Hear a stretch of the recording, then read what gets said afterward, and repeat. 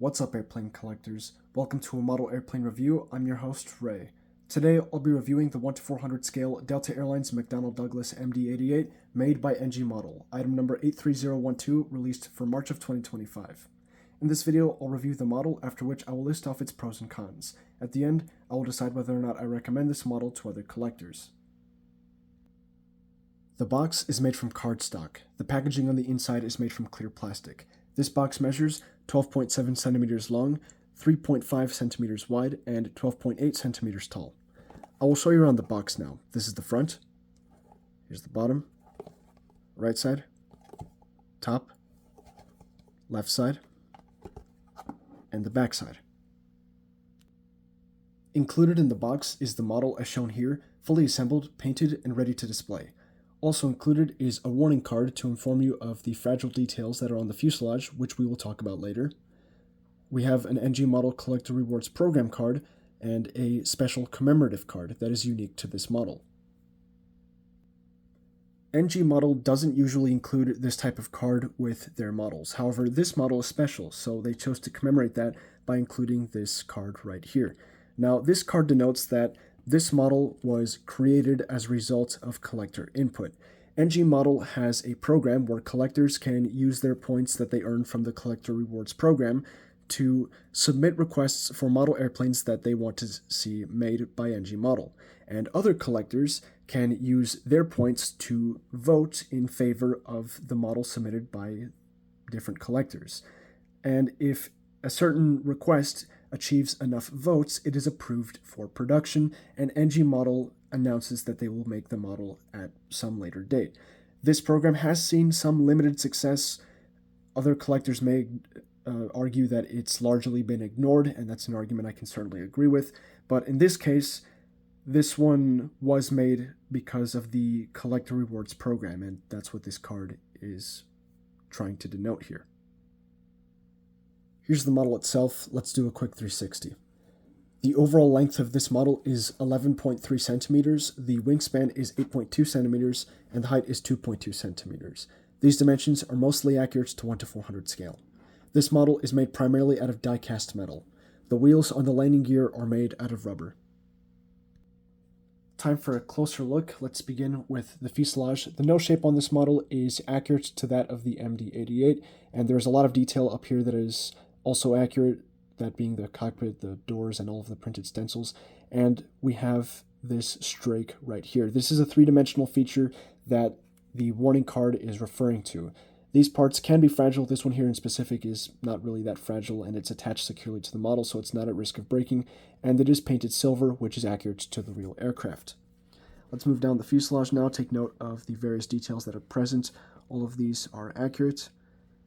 No complaints so far. You'll notice a defined crease in the fuselage. I believe this is accurate to the real aircraft as well. Let's keep moving down the fuselage, and as we reach the rear of the fuselage, we can see the JT8D engines. But before we talk about those, let's go to the rear right here. Back here, there's not too much going on, but on the bottom, you can see a section of silver, and you can also see what I believe is the emergency exit door that is at the rear end of the MD-88. So there's a decent amount of detail going on under here. Now, right from here, let's move on to the engines. The engines on this model are pretty good. The strake on the nacelle right here, this is accurate. However, I think it is too long. I don't remember exactly, but it is slightly inaccurate from what I remember. So take that with a grain of salt. Compare it with pictures from the real aircraft and you'll see. But still, it is nice that this detail is present. We also see some printed detail in the nacelle, which looks very nice. And taking a look into the intake there, we see the detail for the grill that's ahead of the fan. That looks very nice. And there's also some light silver on the inlet wall there as well. So overall, lots of good detail on a rather small engine for a model airplane. I'm aware that the camera's not really focusing. Okay, there we go. The camera's focusing a bit better. It's very hard to zoom into the small details. Going to the business end of the engine, we've got the exhaust nozzle here. It's painted a dark silver color. This isn't entirely accurate, but it still looks good. The shape is accurate, and the points for the thrust reverser here are accurate and very sharp too. Now, looking up, we see the pylon The pylon is nicely shaped, it's painted white, no complaints there. Also back here we have the vertical stabilizer. Let me set the model down really quick. The vertical stabilizer on this model is good, the shape is correct, the paint application looks good, the colors are right, everything seems to be in order here. I do see some inconsistencies with the thickness of the silver paint on the leading edge, but that's no biggie.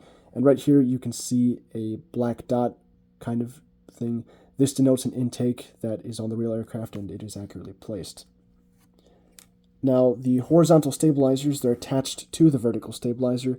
There's no printed stencils on here because there doesn't really need to be, but what is here is several shades of paint. We've got the silver paint and then the gray paint. This looks pretty good, no complaints. Here's the bottom half right there. Looks nice. And the attachment with the vertical stabilizer, it does have a bit of a gap, but it's securely attached and there's no issue with these breaking. Not from what I've seen at least. Here is the right side of the aircraft. I also forgot to mention on the vertical stabilizer, there's plenty of recessed panel line for the rudder, which looks very nice.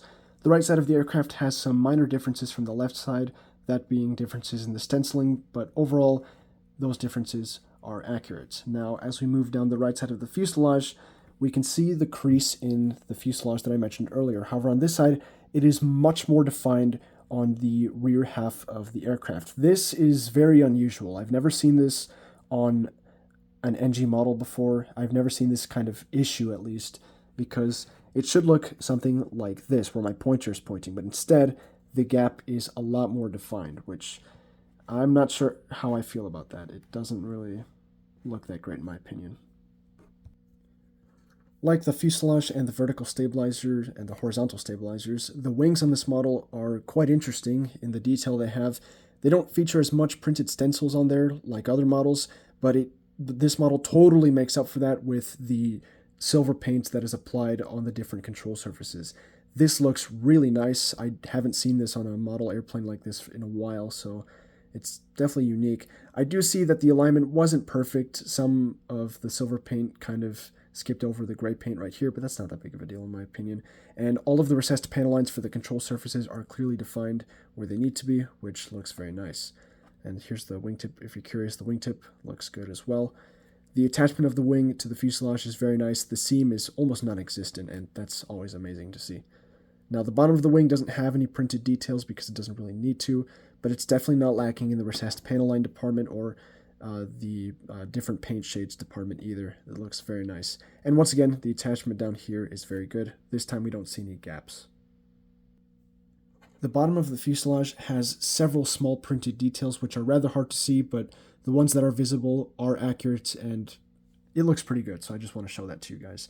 Also, I do notice some inconsistencies with the layering of the blue paint, but that's not that big of a deal. Let's move down the fuselage. There you can see the display stand hole, the gear doors, one of the cargo bay doors, and what we talked about earlier, the emergency exit here. All of these look very good. Right from here, let's move on to the landing gear. The landing gear on this model is solid. The struts are very nicely detailed. That is a very small gap for the strut, actually. I'm not surprised that it's filled in with flash, but I'm surprised they were even able to get a gap in there at all, so that's good to see. The wheels, they do roll, and it seems as though this one is a bit loose, as in like the wheel might fall off, but that's not, as long as it doesn't break, that's all I really care about. Yeah, if I pull this enough, it's gonna break, obviously, but yeah, I'll have to fix that in a little bit. But yeah, the wheels do roll. They're made out of rubber, so that's nice. Well, this one's actually a bit stiff, so inconsistencies. And the nose gear here, you can barely see any of it because it's very short, but what is visible is very nice, and the wheel rolls smoothly. As mentioned earlier, this model features small details on the fuselage, those being three-dimensional antennas and the strake at the nose that we saw earlier. So right there is the strake, and then we have one antenna at the top of the fuselage right here. That's about it. There's no SATCOM domes or anything. On the bottom of the fuselage, you may have seen this earlier, and if the camera would focus, that'd be perfect. There's another one of the fuselage antennas. It's towards the front. You can see one of the cargo bay doors right there, but that's the antenna. That looks good. And here is the other large antenna right here. So the antennas and strakes on this model, they're very small. They're a little bit sharp, but they don't pose a threat to anyone, and they're actually pretty solid. They're not that fragile, so no complaints there. Here's the side view of the model. Here we can see how the model sits on its gear. It's angled forward as it should be. That's accurate. Here's the signature steering contest. Whoa, we've got some anomalies here. Those horizontal stabilizers are off at an angle. The vertical stabilizer it seems perfectly straight up though, so that's an assembly issue. The wings might be slightly asymmetrical, not by much though, and the cockpit windows a little bit slanted, but not by much. The gear balance seems mostly symmetrical though. That concludes my review. Let's go over the pros and cons. What did this model do well? I guess that's one way of putting it. What did NG model do well in this model? That's what I wanted to say. Well, this model has a lot of small fine details, printed details, on the fuselage, especially on the bottom of the fuselage, and also on the wings. Not as much as other models, but that's not necessarily a complaint. Still, the detail that's present is very nice. Also, this tooling accurately captures the shape of the MD-88 very well. I believe it is the best on the 1:400 scale market right now. And yeah, that's very nice to see. Assembly quality, that wasn't that great. And also, I didn't mention this at all, the paint colors are pretty much 100% accurate to the real aircraft. So those are the pros. Now let's move on to the cons. We did see some assembly quality issues with the horizontal stabilizers being off at an angle, and this one isn't really assembly quality. I believe it falls under paint application, but the crease on the right side of the fuselage, I'm not sure what happened there, but I guess they didn't apply enough paint or something fishy happened, but it's certainly a rare defect. So taking all of this into consideration, I do recommend this model to other collectors. Just proceed with caution. NG model quality control has been a bit spotty recently, although on this model, I haven't heard too many reports of it. I guess this one is just an isolated issue, but still, I think it's a great model. Like I said, I believe it's the best in the 1:400 scale market right now, and I believe there's a lot of potential with this tooling. This is a new tooling from NG as of, at least as of recording, and I seriously hope that NG exploits that to its maximum potential. Well, that's all I've got for today. As always, thanks for watching. If you've got questions or feedback, be sure to leave a comment below. If you're new to the channel and you want to show some support, like this video and subscribe so you never miss another upload. While you're here, feel free to watch my other videos about the scale models I collect. Happy building, happy collecting. Please take good care of yourselves, and I will see you next time.